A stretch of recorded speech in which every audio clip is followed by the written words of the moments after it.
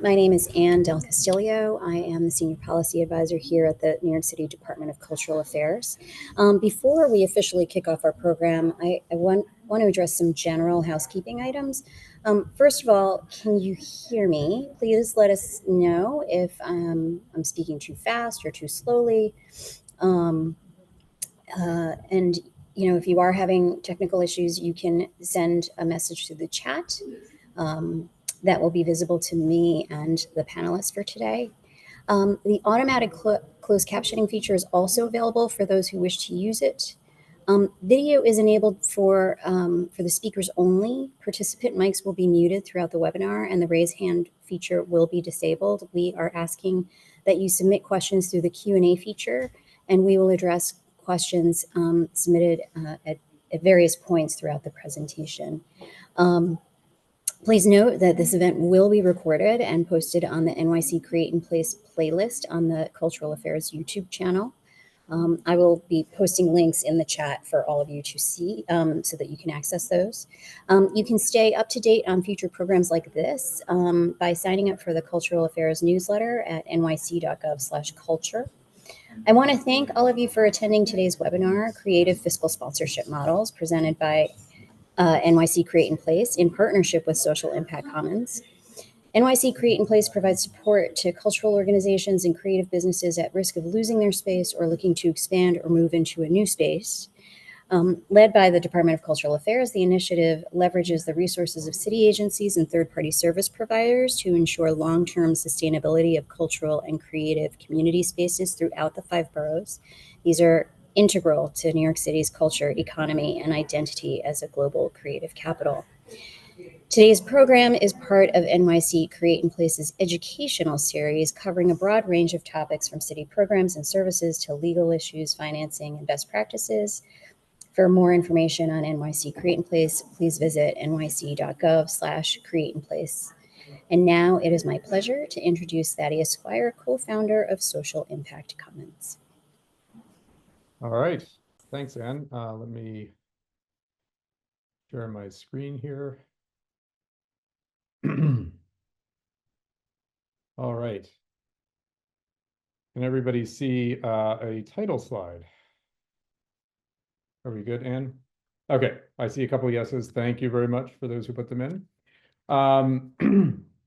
So it's a pleasure to be here. Again, I'm Thaddeus Squire. I'm a principal at Social Impact Commons. We are a nonprofit supporting organization that builds the capacity and of the fiscal sponsorship field, and we also do a lot of research and advocacy for the field.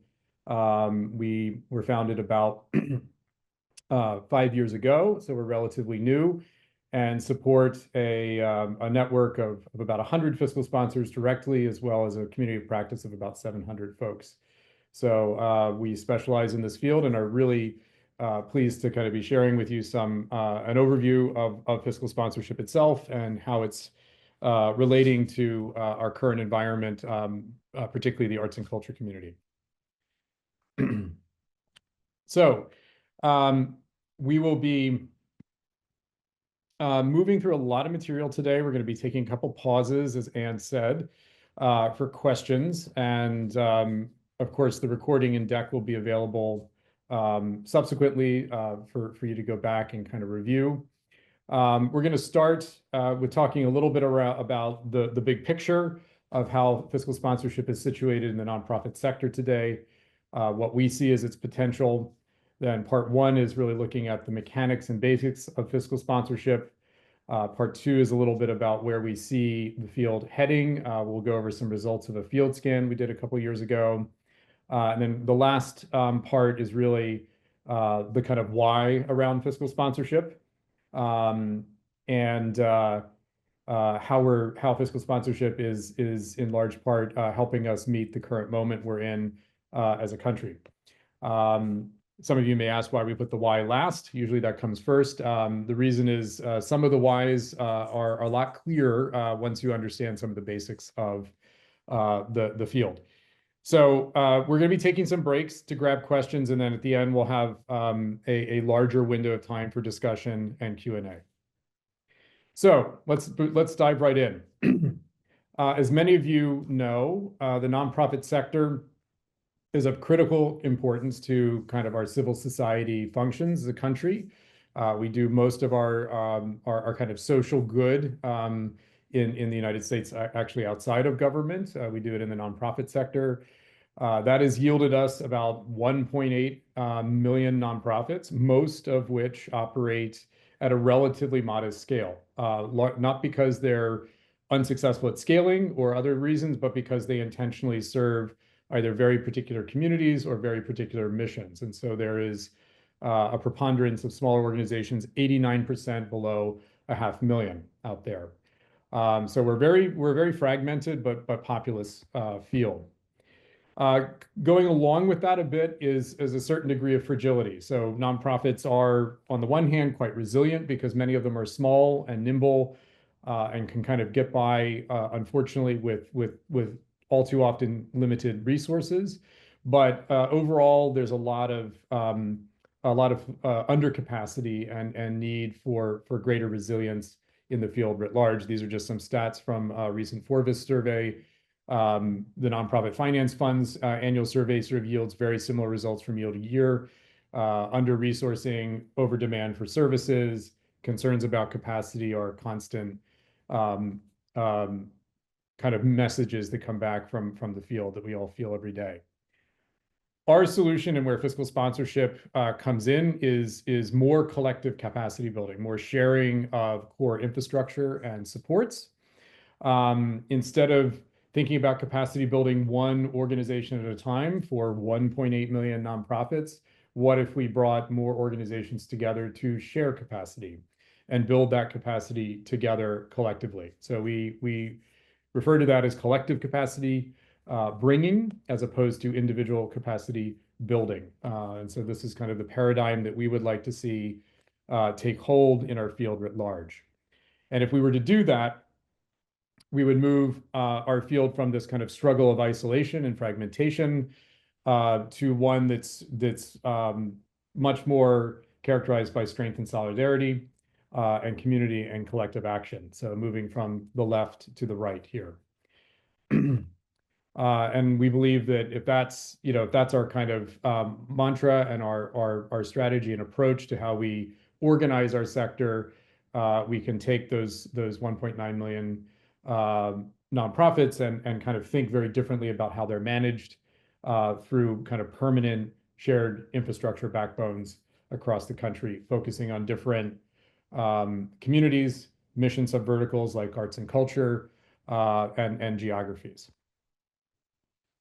So all those little dots that were the center of those little constellations, those are fiscal sponsors in our vision for the field. And so let's talk a little bit about what this thing called fiscal sponsorship is and why it's important now.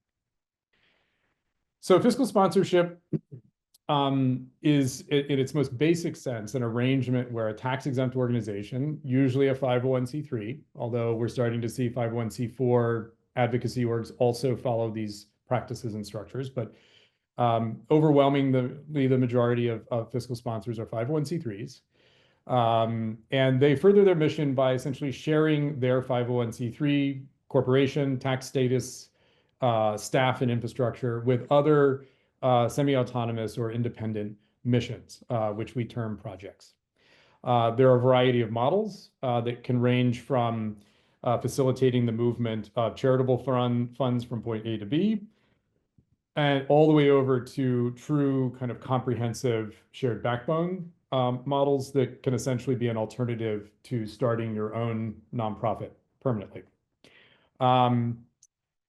Unlike a kind of a regular program under a nonprofit, fiscal sponsorship arrangements are memorialized in an agreement between the project and the sponsor, and where roles, responsibilities, costs are all defined.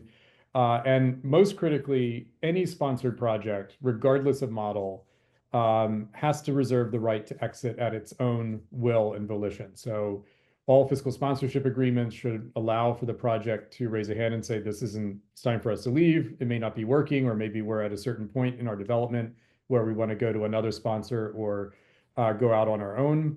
that right to exit is a critical defining attribute of all fiscal sponsorship practice. Couple notes on language. Some of these terms you've already heard in the first few minutes. Fiscal sponsorship is not a legal term. It is a kind of term of art of the field. There are many other terms out there in use. Fiscal sponsorship is the most common.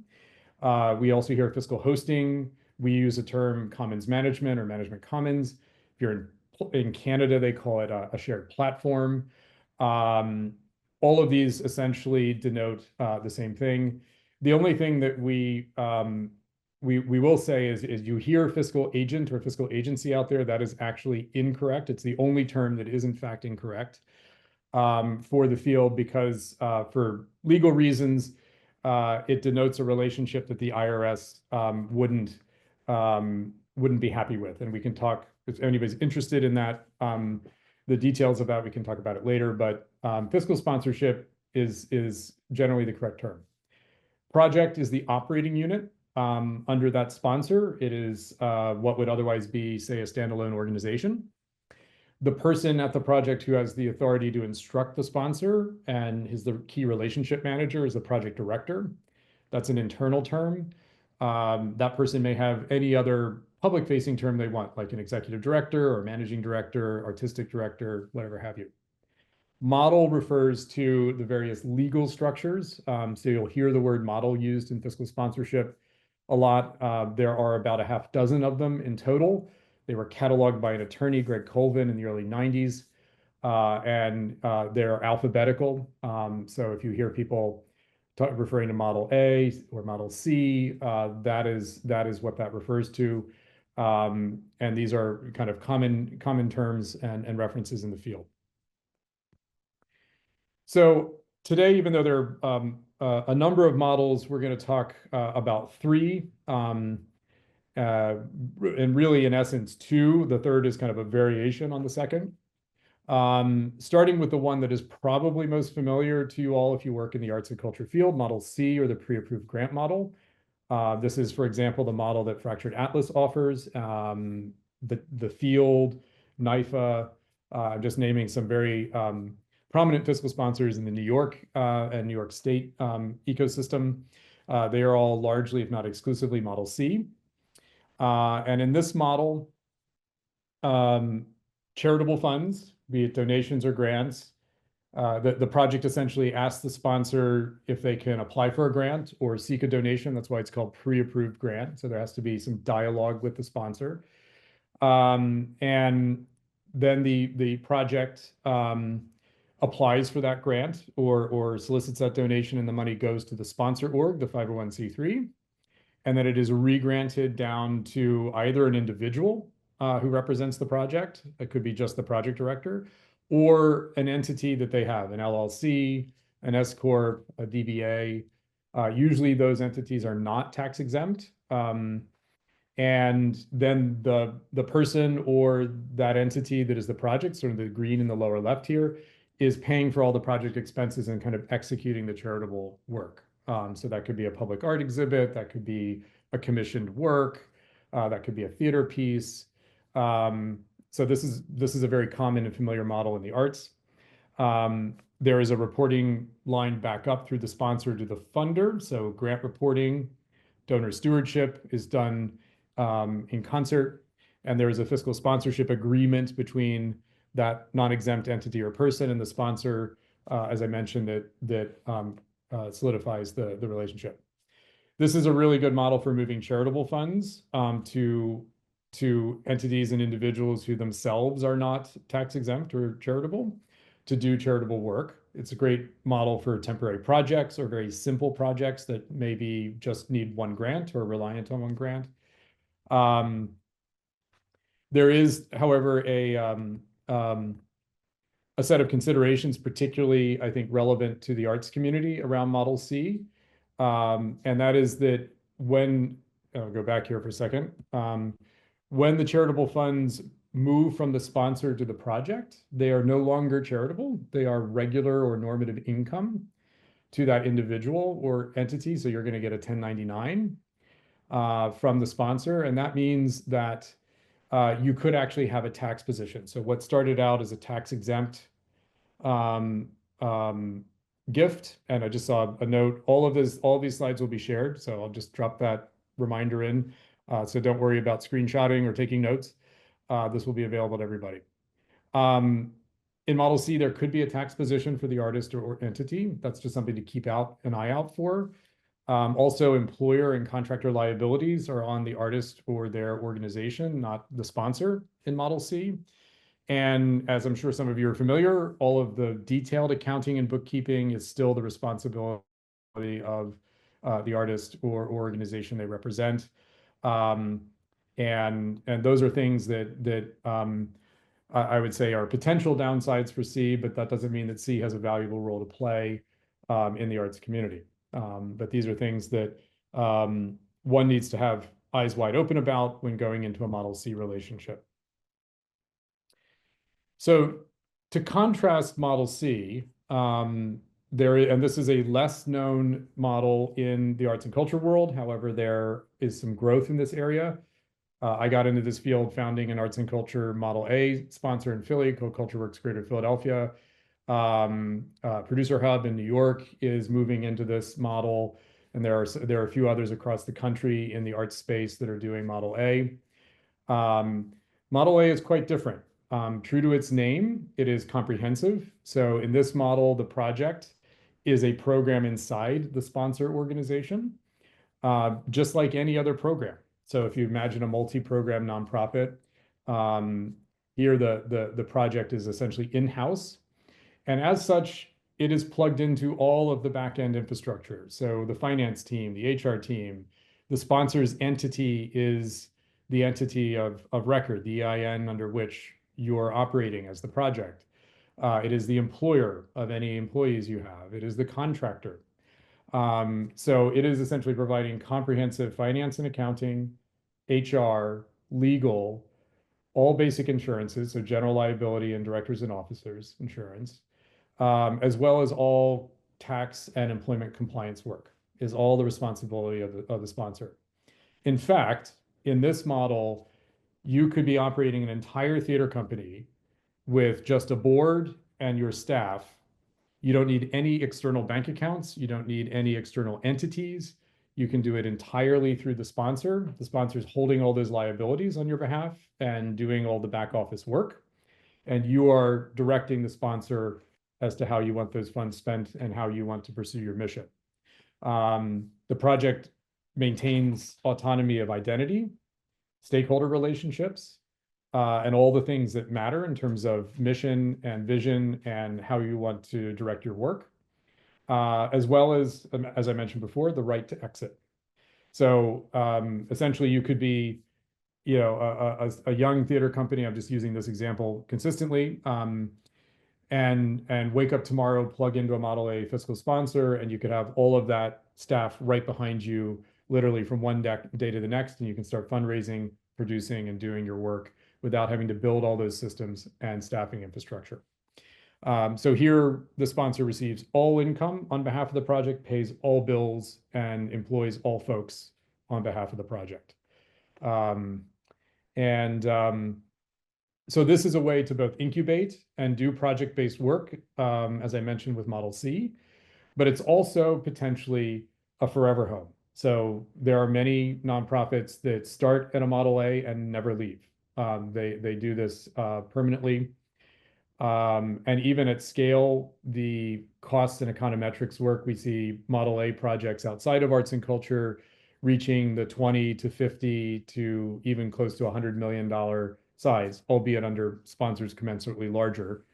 But there's a myth out there that once you get to a certain budget size, you have to spin out, or it's cheaper to spin out, and that is actually not true and not borne out in comparative financial work.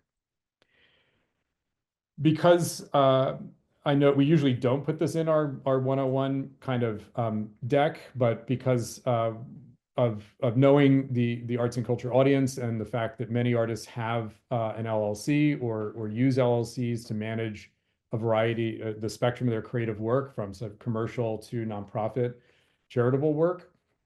there is a variation on Model A where the project is housed in an LLC under the sponsor. And when the sponsor nonprofit is the sole member or sole owner of that LLC, the LLC becomes automatically 501c3 exempt. You do not need to take it through the federal process. So if you have an LLC now and you were to move it under a fiscal sponsor, you could raise money directly, charitable funds directly via your LLC in the name of your LLC, keeping a separate bank account for that LLC. The sponsor still does all the compliance work. It's all grossed up into the sponsor for tax purposes, IRS 990, audit, et cetera. And the sponsor still delivers all those same services and support that I mentioned for Model A. But you're a little bit more separate, and you can maintain a much more separate identity, even transactionally, in terms of whose name is on the check, the donation check, or the contract that you're writing. So this is just a slight variation where the project is kind of a subsidiary. I wanted to include this just because of the preponderance of these sort of structures already in the arts and culture community. We can come back to this if there's some interest and talk about some of the more nuances and details about it. But we're seeing this as a growing model on the field. So we've been increasingly getting questions about, well, what if I'm already a nonprofit?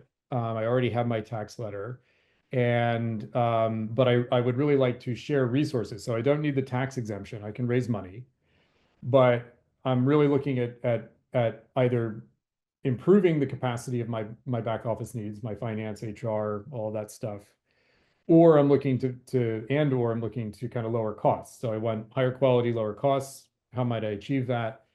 We are seeing more and more existing nonprofits, particularly those operating below $1 million, which is most of the arts sector out there, moving their operations under a comprehensive sponsor. So in this model, you retain the entity. Your board remains intact. You become an advisory board to the project. And the kind of money, the assets that you use to operate are moved into the sponsor as a Model A or a Model AL sponsored project. And you are then sharing all of those resources of the sponsor. And you don't have to throw away your organization. You keep it kind of on the shelf. Its compliance costs go to zero. It's essentially a dormant entity, so that if you ever want to leave, you can go back to it and reinflate it and carry on as you did before. So this is a way to get a lot of the benefits of a merger without doing a merger. Most people do not want to do a merger, especially in the arts world, in my experience. But this gives you a lot of the operational benefits without that permanence. You can reverse it, and you still have a lot of agency and control over your legacy organization. So this is just a bit of a nuance. We're seeing more of this happen.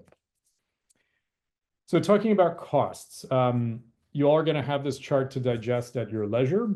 So we won't go through all of it. It's a lot of information. Just this compares kind of what it's like to operate by yourself versus under A or AL versus under C.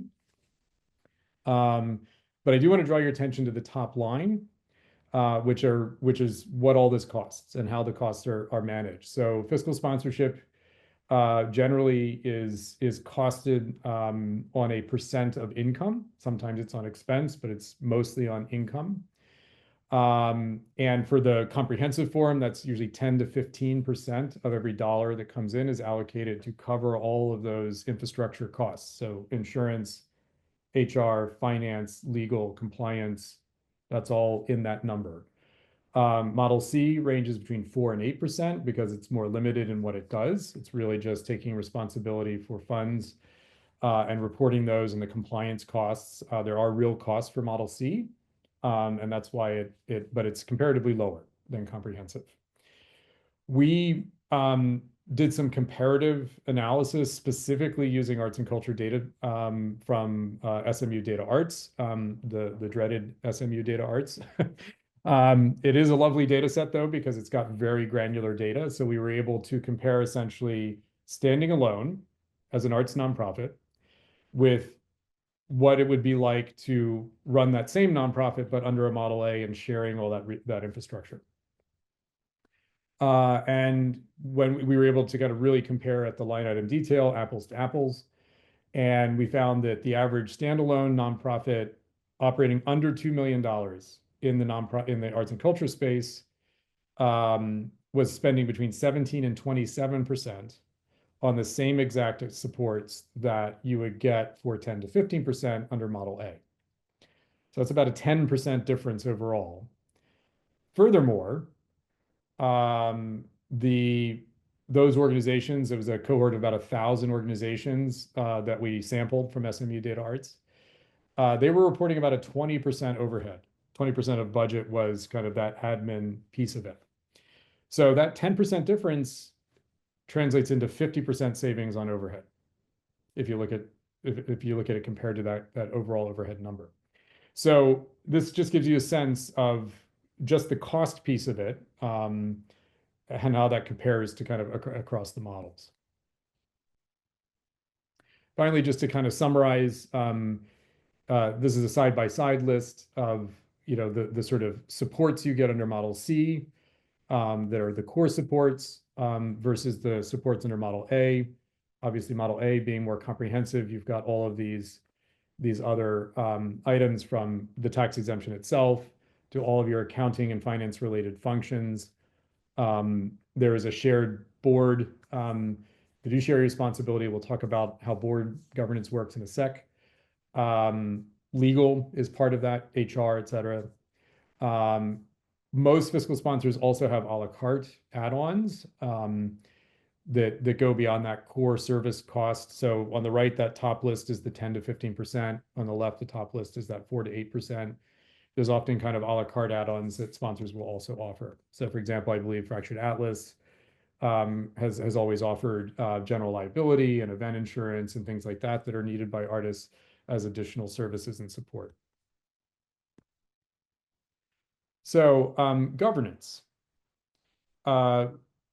Sponsored projects do not by law have to have an advisory or governing body. We strongly recommend the use of boards or the equivalent thereof, but in a fiscal sponsorship context, the sponsors board is really the fiduciary board. They're the ones that have to worry about the 990 getting filed, that worry about the audit, that have to worry about policies and practices and making sure everything is legal and above board. The project advisory board exists as a kind of partner to the main sponsor board. And it's really your board as your organization or your project. And its job is really to be the steward of your mission, your work. It does everything a board would do: approve a budget, provide guidance, network, fundraise, et cetera, all the things you might expect. The only thing it doesn't have responsibility for is that kind of fiduciary duty that the sponsor has. And so it's essentially a shared governance structure when there is an advisory board for the project.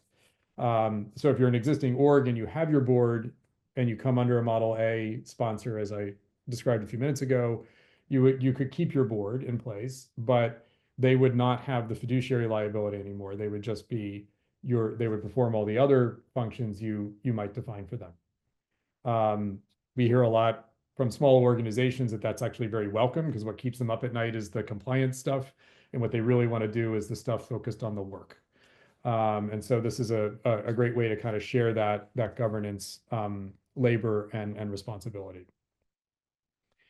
Finally, there are different business models for fiscal sponsorship out there, from models where that cost, that 4 to 15%, is completely or minimally, or is almost exclusively subsidized, all the way over to sponsors mostly on the comprehensive model, where they actually recover all their costs. So they're almost more like a co-op, or a kind of a cooperative structure, where all of the members are simply bearing a piece of the cost of that backbone infrastructure. Most sponsors are somewhere in between, where that cost is part of what they recover, and they do some fundraising to supplement. But just to let you know, those costs don't always, those rates that I shared don't always cover all of the things the sponsor might do. Um, and in terms of board models for the sponsor, we are seeing some beginnings of a shift from a more, I would say, typical nonprofit industrial complex kind of model where it's a very top-down construction, where it's a non-peer board. By non-peer, we mean sort of people that are different from the folks who are being served, other people, could be members or leaders in the community, all the way over to sponsors. And this is where we see kind of the promise of the future for fiscal sponsorship as they become more like cooperatives. And the projects are actually the governing body of the sponsor board in some of those cases. And that allows for power sharing, much more kind of equitable treatment of control and decision making within the sponsor, something that we hear and feel is a great need for the field to embrace at this point. So to close this section, and we're going to take a little breather to look at any questions and take a little brain rest in a sec here. But we at Impact Commons have, along with that vision I shared at the beginning of many, many more locally acting, diverse, identity-focused fiscal sponsors, we have been developing a kind of vision around management commons. This is kind of the term we use. This is really comprehensive fiscal sponsorship at its core, but with commoning values. So a lot of our work is rooted in common pool resource stewardship and commoning, which is very close to cooperatism and cooperative work, just to demystify it, a lot of similarities. But we kind of take three pillars from the commoning movement. One is to be very clearly define what are the resources you're sharing, how are they shared, how are they accessed, and what's the way they're accessed by the folks who share them. So that would be the projects. A real commitment to intentional community building. So moving away from transactional to more transformational and sort of intentional community models, where there is more cohesion within the community. There's cross-sharing within the group of projects that are under that sponsor, and there's ongoing learning that's happening in that. And finally, as I mentioned a few minutes ago, a commitment to peer governance, namely governance by the folks who are benefiting from that resource, namely the shared backbone infrastructure. So we feel if you apply those values to Model A, you get a much more just and equitable version of comprehensive fiscal sponsorship, and that's the kind of model that we advocate for. Of course, there's all manner of ways it's implemented out there, but this is kind of where we're advocating. So, want to take a pause there for any comments or burning questions. I'm just looking back through the chat. And is there anything that we might want to address? Yeah, so I think I'm just going to go through some of the questions that have come through. Yep. Could a type A model also be used by, say, an already incorporated 501c3 all volunteer run nonprofit? Yes. So you would do essentially what that one slide illustrated, which you have your nonprofit. You don't have to move any assets if you don't. I don't know if you have any like money in the bank account if you're doing all volunteer work, but presuming that you do, you would move those resources under the sponsor. You would keep your entity, your nonprofit, and your board would become the advisory board. And one of you, whoever is the leader, or if you have co-leaders, even if there are co-leaders, usually sponsors want to deal with one human so that there's a clear line of communication. But one person would be the kind of point of communication with the sponsor, the project director, and you would carry on your work using that Model A relationship. So absolutely. Question if there are Model A or Model A through L sponsors in New York City. There is one of our members, Producer Hub, has just begun. Begun a few months ago, really building out a Model A. I don't know if they're on in the webinar today, but they are in New York, very kind of theater, multidisciplinary focused fiscal sponsor. They've been around for a while. This kind of an iteration of a long-standing multi-arts producing organization, and they are starting Model A in the New York area. So they're relatively recent in that, but they are the only one I'm aware of in New York proper. There are some others around the country. Foundation and an artist I see there too. So. Right. I'll share that with the everyone. There's there's two different questions that are seemingly related. Who defines these models? Are they legal terms or industry defined models? Are they enforced by anyone but the funders? And then part two of that is what kind of risks are involved in a Model A relationship? All right. See. Yeah, so the models are not legal terms. They were cataloged by an attorney, but they themselves do not have a body of law around them. They are all essentially structures that have, in fact, for a very long time existed in the nonprofit space. So these are all essentially kind of native nonprofit structures. And but they do define a field of practice and a type of resource model or business model. And those practices are really developed and stewarded by the field, not philanthropy, not funders. Most people encounter fiscal sponsorship through funding opportunities, but just to be clear, fiscal sponsorship is not an invention of the philanthropy sector. It was really created predominantly in its early days in the 50s and 60s through grassroots work. But it's a defined field. We are one of two service organizations like trade associations that service this field. And it's the field that really defines kind of the practices and how things are moving forward. Risks related to the models.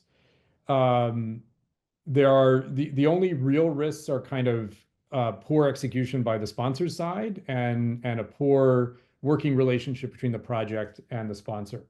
There really aren't, if you're talking about risk from the project standpoint, it's really about the working relationship.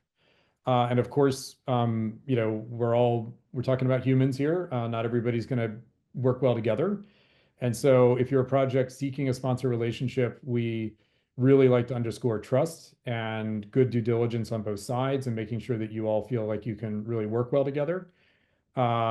We see, you know, things go sideways when those working relationships aren't healthy and robust.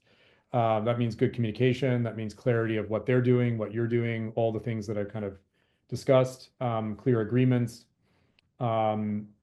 Unfortunately, fiscal sponsorship has only recently begun to field build. So there's a lot of variation of practice out there. So I will say that there are lots and lots of well-meaning but less than great fiscal sponsors out there. And so, you know, people do have bad experiences. It's not because the model is bad. It's largely because folks operating it, not necessarily doing it at the level they should, or having the information about how to do it at the level they should. Another question, can an LLC work with Model A and Model C at the same time? And somewhat related is, can you engage in, wait, where is that? I lost track of the question, but it's basically like, can you operate under a fiscal sponsorship arrangement and have for-profit activities? Yes. Yeah, and I'm also looking in the chat, Ann, so I don't know if that's Sarita Covington or there are other folks. Yeah, But yeah, that one. So the answer about can you do fiscal sponsorship and keep your for-profit, you can. The work that you're seeking funding for does need to be charitable, and in an arts and culture space, that means it has to have some public benefit or educational component. So you have to be offering it to the public in some form. But as long as you're doing that, and you want to keep your LLC, and you may have maybe commercial contracts or whatever you might be doing that's for profit, As long as you keep those things really distinct and separate and are very clear that the project that you're using a fiscal sponsor to access funding for, and you can do that either under C or A as a separate LLC. Just that project is a project. It's clearly defined, it's delineated, it has a charitable purpose. What you don't want to do is commingle charitable funds with your commercial activity. And I always feel a little silly saying this, but it comes up. I've had plenty of folks ask me, well, I can't seem to make any money. I have a for-profit practice. Can I raise money to kind of subsidize the fact that I can't actually meet my bills on my for-profit company? So not being able to make profit does not make you a nonprofit. I'll just say that to put that to bed.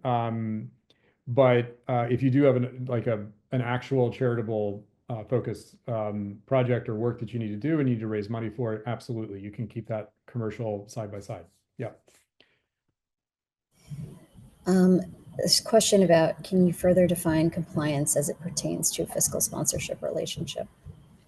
Yeah, so fiscal sponsors, because they're the ones receiving the charitable funds, and if you're Model A, they're also the employer and contractor, and they hold all the liabilities on your behalf, again, with your instruction, with your direction. So you might negotiate the contract and get to terms, but the sponsor is going to sign it on your behalf. So it's their name on the bottom line. So the sponsor then becomes responsible for contract compliance, grant contract compliance. They do that with you. So, that's a co-management relationship in a Model A context, as well as if you say have a grant in Model C. And then their compliance, there's contract and sort of agreement compliance, but then there's tax and regulatory compliance is the other dimension. So that's the IRS Form 990. So if you're under a Model A, you as the project don't have to worry about the 990. Your activity is covered on there. They file 1990. So for example, the comprehensive sponsor I started in Philly, when I left, had 120 essentially arts organizations operating under one backbone. We file 1990 for all 120 organizations. They don't have to worry about it. It's covered. Same thing for charitable regulatory compliance. So we would file once with the Bureau of Charitable Organizations, which is the regulator. So again, the project as a program of the sponsor only has to worry about the work in that context. And the sponsor is taking care of all that other work. Same thing with filing employment taxes and whatever else have you. So that's what we mean by compliance. I think we covered most of them. If there are some that we don't get to, you guys can reflag them at the end. Yeah. Yep. I just wanted to get a little caught up while it's fresh. Of course. Great. All right. Well, let's sally forth. So the remaining sections are much shorter, just to give you a little pacing information.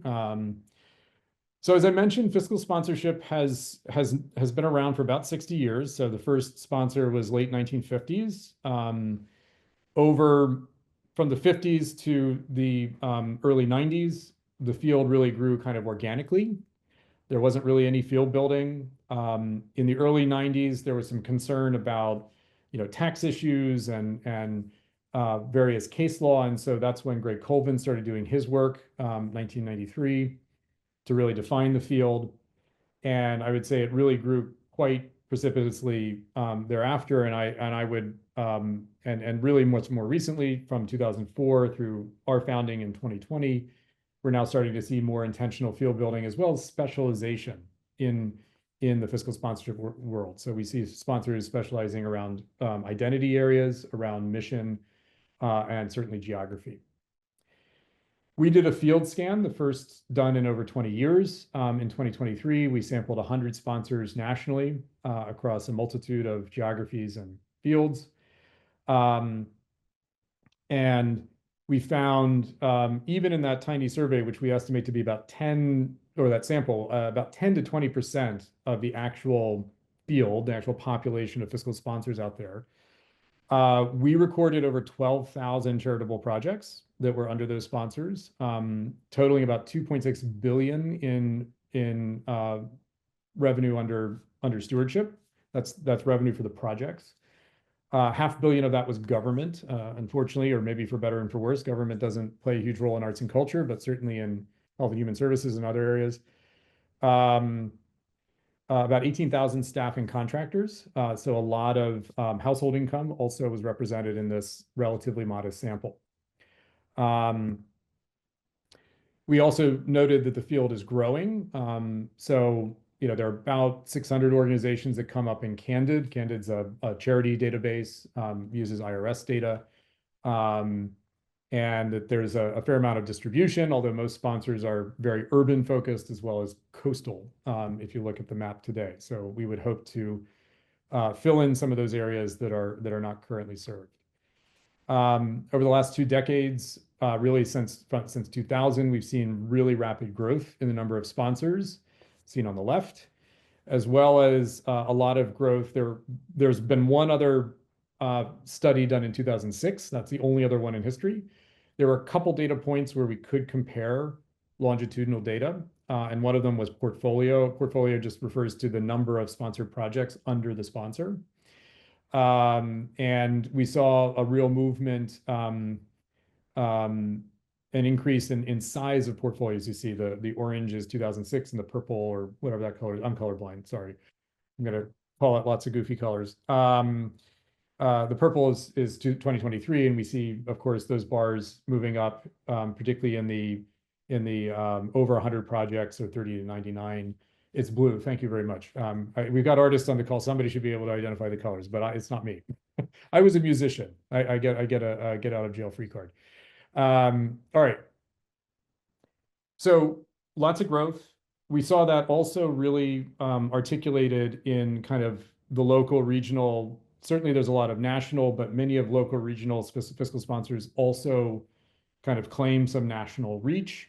But the real dominant growth was in this kind of local, regional sponsor ecosystem, and that's all those little constellations going back to the beginning of the presentation on that graphic of the country.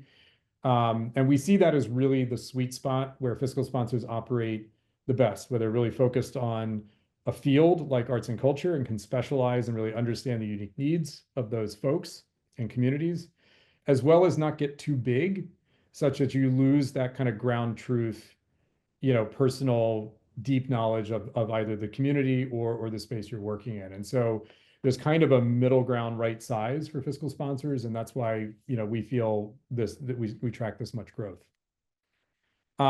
We see sponsors expanding their supports. So Model A and C are the most dominant forms out there on the landscape. I will note that this is very kind of at the bottom, but 3/4 of those organizations also did programs beyond fiscal sponsorship. So there are some pure fiscal sponsors like Fractured Atlas, but many sponsor organizations have their own direct programs and do other things. That's all fine. And many sponsors do both A and C together. So none of these are mutually exclusive ways of going about the work. We also have seen expansion beyond those core kind of admin functions to include fundraising, grant writing, marketing, other shared supports that are very tailored to the organizations and projects that are under that sponsor. One of the most interesting things, at least for me, in this field scan is we used Candid, this charitable kind of accountability organization. They used to be GuideStar. They merged with GuideStar. So if you're familiar with GuideStar, it's the same organization. In 2020, they launched a DEIA data set. It's self-reported data. And we use their same protocol, their same questions to query the fiscal sponsorship field. And because we hear all the time that sponsors, and we assert and tout that sponsors are an avenue for more equitable access to nonprofit infrastructure and resources. So we wanted to see if that bears out. And indeed it does. The types of, so this is just, we looked at race, gender, sexual identity, disability, multiple dimensions of demography. And this is the race, this is the data on race identity. And the roles you see on the bar graph are for the sponsor, just to be clear, and project directors, not the staff of the sponsored orgs. We didn't have that data available. But at the sponsor level, we saw greater diversity among sponsors than the rest of the nonprofit cohort that Candid has. So this is a baseline graph. So the line down the middle is the baseline of the full sample of data in Candid. And the bars represent how the fiscal sponsorship community diverges from that baseline. So the colorful bars above are all communities of color. They were comparatively more represented than the rest of the population in fiscal sponsorship. The big bars in the negative are white folks. So they were comparatively less represented in the leadership of sponsors. So this is, albeit a very small sample, but certainly points in that direction of greater diversity in the field. Finally, and this is something that perhaps some folks have felt if you've explored or pursued fiscal sponsorship, we've got more demand than supply. One in every two projects was turned away effectively.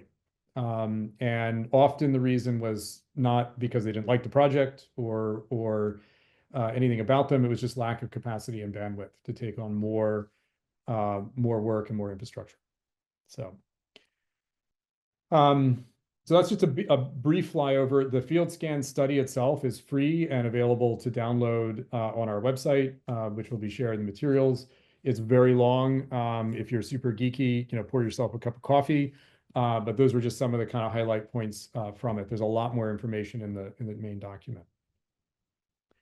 So I want to go, and I think before we will have, I think we're doing well on time. Yeah. So I'll go through kind of the last section here on the big why. Why is all this interesting? In case that's not starting to become apparent, and then we'll have some time for more discussion and questions. All right. So as I think one person asked, how is this all showing up in our present moment? I want to start with sort of the enduring reasons of why fiscal sponsorship. So these are things that have long been true and are true kind of irrespective of our current moment. As I've mentioned a couple times, equitable access. So if you're an artist and you can wake up tomorrow and you want to start that theater company and you have access to a comprehensive sponsor, you can plug and play. And you don't necessarily need to school yourself in how to start a nonprofit, seek federal exemption, set up QuickBooks, get a bookkeeper, blah, blah, blah, all the things that we're all familiar with. So it both lowers cost for folks to enter into the field and get going with their work, as well as knowledge barriers. I've been in the arts field for a quarter century at this point, I shudder to say. And when I started, there was lots and lots of let's turn artists into everything else, into accountants, bookkeepers, business people, all this kind of stuff. And I'll just say personally, I find that approach incoherent, not because artists are not able to do that. I think artists are actually infinitely more able managers and innovators and entrepreneurs than they're given credit to be. But it's a problem of time and resources. I mean, if you have to spend time making the work, when are you doing the QuickBooks? When are you doing the insurance brokerage? When are you doing all those things? So it's really about focus of time and energy, not even capability or aptitude. So we really see this as a way to kind of let artists do what they do, let other folks who are really good at those other things do what they do, and the two together can make it happen. I talked about efficiency earlier. Don't need to spend too much time on that. Solidarity, I've hinted at a couple times, but that's really one of the things we see as, I would say, more recent development that fiscal sponsors are organizing around, geography, mission, and identity group. So it could be, BIPOC artists working in, the greater New York area, focusing on, visual art, for example. That could be the focus of a fiscal sponsor. And with that focus comes a real intentional community building and solidarity economy type potential. And we see that as a great value and a great way to kind of create strength and numbers and resilience. And finally, we talked about compliance. That's just a perennial need and necessity, but something that very few folks want to attend to, and fiscal sponsorship kind of takes care of that. If you're a sponsor org, and we may have some either current or aspiring on the call today, we see the benefits to a sponsor org being really sharing infrastructure. Sharing your infrastructure is actually a type of business model. So you're essentially cooperating your infrastructure. You're distributing its cost and burden to multiple people, not just you. And so together, you're diversifying income. You're making that infrastructure more resilient, more sustainable. The co-management relationship between sponsor and project is an opportunity to build trust and greater cohesion within a community. We see that as a positive, moving away from kind of isolation and, I would say, all too fragmented individuality out there. Collective capacity building we've mentioned as a kind of tool to build a true community and field instead of doing that at arm's length, trying to do it one at a time. And as we're seeing and need ever more today, managing together is a great way to kind of build resiliency into our networks and our communities. Project benefits, I won't dwell too much on this because we've kind of covered these items. You've got ready access to a comprehensive set of systems, policies, practices, and folks to do that administrative and management work. You don't have to hopefully you don't have to lose sleep over compliance and related issues. And again, many of the same values that the sponsor enjoys are also enjoyed by the projects, of course, in terms of greater resilience and field building. And as I mentioned a few moments ago, the idea of building very specific resources beyond just those back-end resources is a tremendous benefit. For example, we had several theater companies under the sponsor I founded in Philadelphia, so this was a cohort within the larger community. They all wanted a managing director. They had artistic directors because all theaters start with an artistic director. That's Ritz. But they really wanted a managing director, but they individually, they couldn't afford a full one. So we were able, because they were all plugged into one, they were all had the same employer. We were able to put a job description out for one shared managing director that was then divided across those theaters. Each one paid a portion of that salary, but that managing director got one paycheck, one full-time salary, one set of benefits. So doing fractional, taking what is now a fractional employment universe, whether it's for dancers or your actors or key management roles, fiscal sponsors can actually defragment all those income streams. If you're a dancer and you work for 7 dance companies in New York every season and you juggle schedules to get on everybody's series, if all those companies are plugged into one sponsor, you could potentially get one paycheck for that year or one set of paychecks as opposed to 7 different paychecks every pay cycle. And you could potentially move from a 1099 class employee to a W-2 employee and enjoy benefits. So there are some great field-specific ways that these structures can work. What we see, and this is really, largely owing to kind of my experience in the arts field and why I ended up moving towards comprehensive fiscal sponsorship myself. I ran a couple small arts organizations early in my career and said, this is nuts. There's got to be a better way to do this.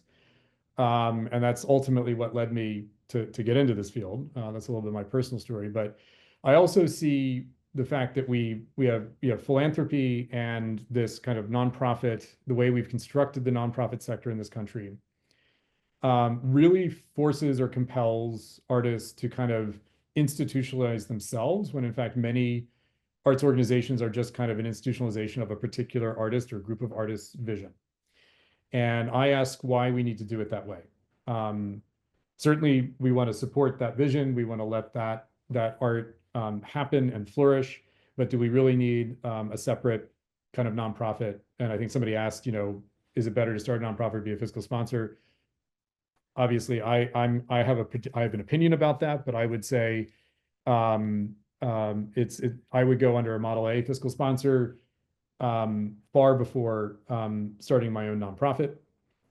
We do have an issue where we need more Model A's in the arts community, but that would be my preference. And the reason is, we see artists really struggling with fragmented income streams, as I was just talking about, and really, as a result, being very diminished in the income they can bring in. And we see a lot of kind of false identity building between artistic identity and nonprofit institutionalization, and I'm not sure that's healthy. Yes to the artistic identity building. I'm not sure we need to institutionalize it in the form of a nonprofit. And we see artists trying to manage a lot of complex hybrid forms out there as well as a result of these kind of what I consider to be unfortunate ways we've designed the sector. And that also leads to other complexity. You're managing 3 entities, 5 bank accounts. It can get a little crazy. So I'm really interested in these models as a way to kind of simplify, provide those comprehensive supports, let the work be the work, and flourish. So I've touched on a couple of these, but one of the things that fiscal sponsors, particularly Model A, does really well is if you're a seasonal arts organization, you've got highly fluctuating cash flow. We all are familiar with this. So there are a couple of months where you're biting your nails about paying the insurance bill, or the license fee for the QuickBooks account or whatever have you. If you're plugged into a Model A, it's basically a collective risk management model. So at CultureWorks, at any given time, there was enough money flowing through all those 120 different organization accounts that we could keep the lights on in the administrative offices. We could keep the bookkeepers working. We could keep the community managers working. And so even if you had no money coming in for 2 or 3 months, you still got support. You could cut checks. You were insured. You had that back end available to you. That kind of cash flow management is huge. Certainly deploying in times of crisis fiscal sponsors are often at their best in that moment. We saw a lot of sponsors do collective applications for PPP funds on behalf of all of their projects at once. The Model A's did that. That was a huge benefit during COVID. And as I've said, there are a number of kind of operational advantages, like the example I gave of the theaters, that once you have everybody plugged into one backbone, there are all kinds of interesting things you can do that are much more easy to do than if you were trying to do it with 4 or 5 or a dozen separate organizations out on the landscape. So we've seen all of these kind of examples in play. This is a side of mine that's a little dreamy, that's very personal, because I going on down this road, anti-institutional road, and looking at the artistic landscape as a bunch as a community landscape of artists, doing project-based work, developing, morphing their work and practices, collaborating with each other. It's a very fluid, very dynamic world. And if you take that comprehensive fiscal sponsorship model and you kind of move it forward a few steps, it almost is like a guild, just employing a bunch of artists. And how you're defining your projects and work, either individually or with each other, can change over time, but you're all just plugged into this constant piece of infrastructure, this constant platform to support it. And so, I imagine in certain communities, particularly the comprehensive fiscal sponsorship model, starting to feel a little bit like an association or an old-fashioned guild, where some of your core needs are taken care of, but you have the flexibility to work in a variety of different ways without too much burden of infrastructure. So I can't point to an example of this extreme vision out there, but it's something that I can see on the landscape, given these models and given where things are going. So our last little bit of content here. So those are kind of the enduring values and how we see this benefiting particularly the arts community. Want to talk, we would be remiss not to talk about how we're meeting this moment. And then we will just open up things for some final discussion and questions. So I think most people are familiar with the challenges we have today. Um, and we've heard a lot about tax status revocation, HR 9495. That's not yet law, but we're anticipating some version of it to become law. We are also hearing, and this has not actually made it into the news cycle that much, but the IRS is really challenged to get new approvals, new tax letters out. There is what they're calling enhanced scrutiny of applicants. They're looking for certain key terms that are not favored at the moment. And then there's also just a downstaffing of the IRS, so they can't actually process applications. So we're seeing a lot more folks potentially moving to fiscal sponsorship. Obviously, funds are being withheld, withdrawn, contracts are being rewritten, as we've seen with the NEA. And there are the potential for certain folks working in certain areas or in identity groups that are currently under attack, feeling challenged, feeling attacked in our environment today. So we from the fiscal sponsorship field see, first of all, say there's really no absolute prophylactic. We're living in very, very challenging times. But we do see a couple things resulting as a workaround for a lot of these challenges. One is that we'll see a lot of private funding flowing through donor advised funds and collaborative funds. Those are vehicles for giving for those not familiar with those terms that work through public charities. It's kind of like fiscal sponsorship, but it allows the original donor or philanthropy to kind of remain hidden, if you will. Their money comes, it's using an intermediary to make grants.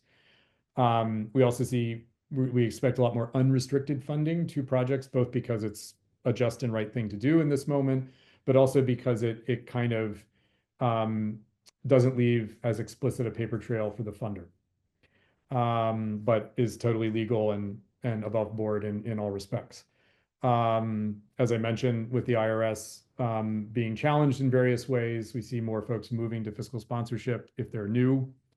And we also see existing orgs that might have been weakened by funding cuts or other things moving under fiscal sponsors for safe harbor and greater efficiency. So in our community, we talk about sort of two strategic responses that sponsors offer. One is safe harbor, and the other is kind of legal hindrance is the best term. Not absolutely in all cases being able to stop an adverse action, but at least slowing things down and providing a little bit of delay within legal bounds to any kind of attack or challenge that might be brought to bear. And of course, these are tools of resistance, not necessarily resolution. So there's no absolute avoidance of what's happening out there, but fiscal sponsors can indeed lessen the blow a bit and provide some refuge. They also, of course, are, as we've been discussing, locations of solidarity and community and strength in numbers. And we think that is absolutely essential in our current environment. So how does this play out in the models? We may see more people moving their work, and this may contradict in some ways everything that I've just been saying the last hour, but moving their work out of the nonprofit sector, keeping that private entity so that you're not kind of caught up in the dragnet of the nonprofit sector, and then using Model C to access charitable funds to do your work. That's one tactic. Model A sponsors we're seeing again as a refuge and a way to kind of move projects around if they want to avoid challenge. So spin in and spin out is just a term of art, meaning moving a project from one sponsor to another project to another sponsor, which is something that happens often. AL, as you can imagine, that's that subsidiary LLC, provides a little bit more protection through those corporate structures. And the LLC also acts as a little bit of an arc or a kind of safe for those assets and can be moved very easily to another sponsor just by changing ownership. So it's a very easy way to kind of move things around. And I mentioned donor advised and collaborative funds as a philanthropic vehicle. Many sponsors do host donor advised funds and collaboratives as well as sponsor projects. So this is a kind of solution that's also native to the field. Sponsors can allow projects to modulate their public exposure. That's the term we're using today. Namely that you can kind of choose how public you want to be in your work, particularly if you're working in an area that's very sensitive, without necessarily doing anything untoward legally, because the sponsor is still responsible for compliance and all those other things. We see sponsors right now assembling financial resources and legal defense funds for their projects and for their communities, so they can be building up resources to combat adverse actions. Sponsors can make sure that you've got good housekeeping. Certainly a vulnerability out there is if you're out of compliance, or things that were relatively minor issues 6 months ago could be used as a way to challenge your work and your organization. One thing that doesn't get talked about enough is simply saying no when somebody knocks on the door wanting data. Certainly, if there's a legal compulsion to do that, sponsors will have to comply. But often there are folks just fishing for information, and sponsors can say no. And that's an important position of strength to maintain. And finally, the organizing and solidarity value is, I think, paramount for meeting this moment. So that's a brief kind of just summary of what sponsors can do and what we are seeing them do in response to our current political environment. But happy to now kind of open up again for questions in the remaining quarter hour we have here or so. So Thaddeus, I'm gonna weigh in with a question from me, actually. Just in terms of the funding community, whether it's philanthropic or public, to what extent are they understanding these various models, and what might be some of the challenges and opportunities that we need to overcome? I will say that on balance, we don't actually have data there. That's a research study that needs to be done on like what philanthropy's understanding and view of fiscal sponsorship is. That's a study that's never been done. Anecdotally, I can say that philanthropy is largely underinformed to completely uninformed about fiscal sponsorship, does not understand it. I will note that New York, like in many respects, is an exception. Many, if not most, of the philanthropies operating in the New York area are quite familiar because there is a preponderance of at least Model C sponsors. In fact, Impact Commons was largely incubated by Mellon Foundation.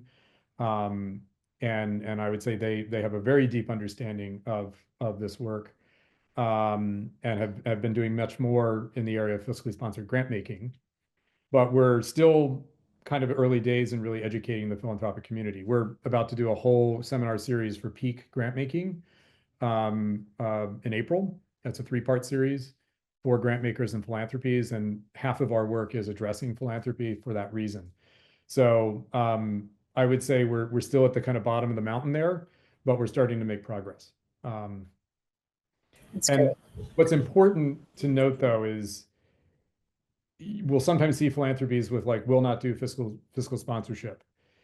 We have found that almost to a T, it's not that they looked at fiscal sponsorship, understood it, and then said, no, we don't want to do that. Most of those adverse policies are just there because it's easy to say no. So it's not that they considered it, rejected it. It's that they just don't understand it. So they write a negative policy about it. We're seeing that very rarely, though, today. So most funders are really embracing fiscal sponsorship, even those that don't quite understand it, they're still doing it. I would say we're really seeing a lot of positive momentum in that field, but just know that if somebody's weird about it, it may not be because it's an absolute no, just they may need some orientation and education. That's all. Continuing on that thread, slight detour. Uh, you mentioned that there's demand, but that capacity constraints on the sponsor limit the availability of fiscal sponsorship relationships. Do you have research on long-term financial benefits to sponsor organizations? And are there ways to encourage more large organizations to grow fiscal sponsorship infrastructure? They're great questions. I would love to have that longitudinal data. We do not at the moment. We're building our next big project is a knowledge commons for the fiscal sponsored community where we want to start building that longitudinal data. But we do know that many alliances and hub type organizations, so arts alliances, ASOs, are looking looking at fiscal sponsorship to either add to their programs or even as a kind of reinvention of their relationship to their community, and sort of substituting traditional arm's length technical assistance, TA, sort of just hiring consultants and whatnot, and saying, well, look, instead of us having consultants and paying for those, why don't we just like be your operation? We're the Arts Alliance of Greater whatever. Let's just be the infrastructure for our community. And that's a shift that we're starting to see. I would not say it's really taken off yet. And our job is to push that envelope and be the advocate for that. But it's certainly where we need to go. We would prefer to build a program at an existing organization that already has trust and grounding in a community than start something completely from scratch. So that's really the path. Another related question, when Model A becomes more of a collective, does that increase the costs and time that the various projects need to invest in the 501c3 infrastructure? Great question. And the short answer is yes. How much is really depends on the culture and the way that that's constructed. So there's a lot of conversation recently. I would imagine many of you saw the great work that Art.coop did a couple of years ago on solidarity, not charity, and fully support and commend that work they did. I think there are a lot of benefits to that the more solidarity-based structures, but the trade-off, which we've seen throughout cooperative history, is that if you want to share power, you also have to kind of participate in the structure in ways that you may not be able to or want to. And so that really has to be a choice on both sides. We do see a lot of benefits over time, but there needs to be responsibility. At the extreme end, there's a lot of participation, and that may not work. We see a bit of a paradoxical effect out there where communities, particularly communities of color or communities that are historically, disinvested, do reach for solidarity solutions for very good reasons and logical reasons, but also are the folks with the least amount of time bandwidth to really steward and care for those relationships just because of other stresses in their lives. And so there's a tension there between wanting to participate and build these shared power structures, but also the time and commitment needed to tend to them. So it's really about creating a balance, that works right for the community. At CultureWorks, we did not have a pure governance structure. It was a mixed. It was somewhere in the middle. We had an artistic advisory group that basically determined what new projects would come in. It was a group of projects. So the community decided who else would join the community. And that was their own, they were nominated, elected by the membership. And they did all the kind of new folks who were coming in who wanted to be fiscally sponsored. They did all the vetting. And then they recommended made those recommendations up to the board, and they had 2 seats on the board. So the 2 chairs of that committee were also voting board members. So there was representation, but it didn't mean that everybody had to participate in governance like in a pure co-op, for example. So there are ways to kind of balance and modulate that depending on need and bandwidth. Someone is asking if you can recommend resources or guides for pursuing fiscal sponsorship. I would say Social Impact Commons is a good place to start, but if there are other resources you can recommend. Yeah, I mean, there are, we do have one peer, the National Network of Fiscal Sponsors. There are some readings and literature in the back of the deck. There's some back matter we're not showing that's just reference stuff, some more information on us. So you'll have that when you get the deck. There is a directory of fiscal sponsors. It's a little thin. It's called the Fiscal Sponsor Directory. Creatively. You can find it under that URL. It's housed at the San Francisco Study Center. So if you're looking for fiscal sponsors, there is that. It's not encyclopedic. We do not actually have an encyclopedic list of fiscal sponsors because there's no public requirement to identify as such. So really, that's one of the things we're trying to address at the moment with Candid. We've been doing a project with them over the last year to make this information more visible. But yes, our website has a bunch of resources, and we're happy to talk if you're either want to be a sponsor or you're seeking sponsorship. There's a question, a conflict of interest question. Fiscal sponsors have legal and fiduciary responsibilities to projects, but they collect fees from the project's funds, often acknowledging that projects have buying power with lower fee tiers for larger funding. So let's say someone working on a project learns that their project director is mismanaging or stealing funds. Wouldn't the fiscal sponsor be motivated to bury such allegations because they would jeopardize the sponsor's own income? It's an interesting question. I mean,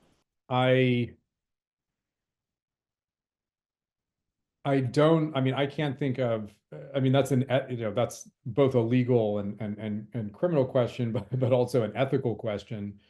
I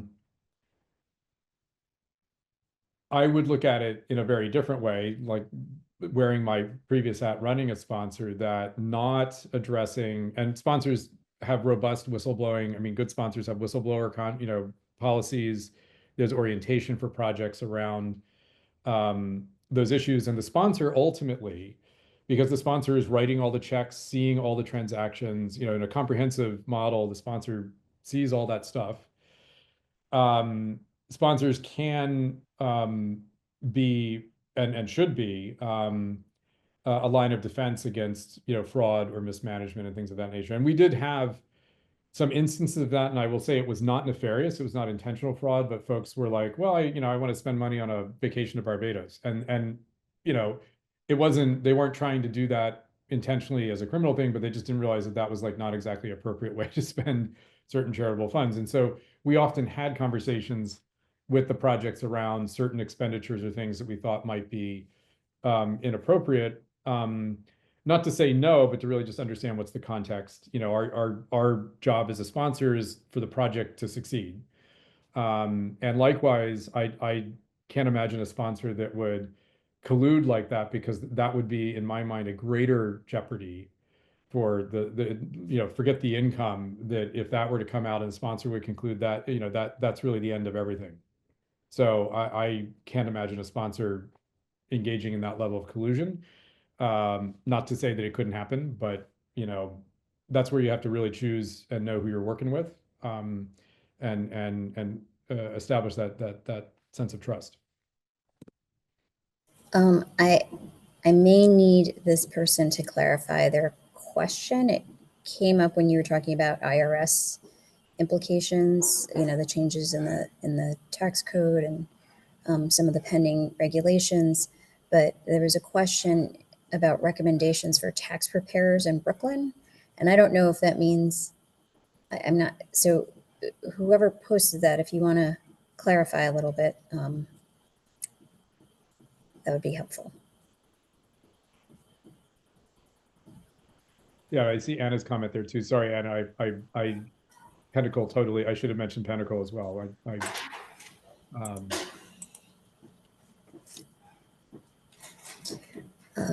Okay, they might have exited the webinar. Yep. I want to thank everyone for joining. And like I said, we will be sharing the slides and the presentation on the Cultural Affairs YouTube channel. Big thanks to Thaddeus for sharing this really, really informative session with us. And again, for those who are interested in programming like this, I encourage you to sign up for the Cultural Affairs newsletter to get updates on future programs, nyc.gov/culture, or follow us on social at NYC at NY Culture. It's only one C. All right. Thanks, everyone. And thanks again, Thaddeus.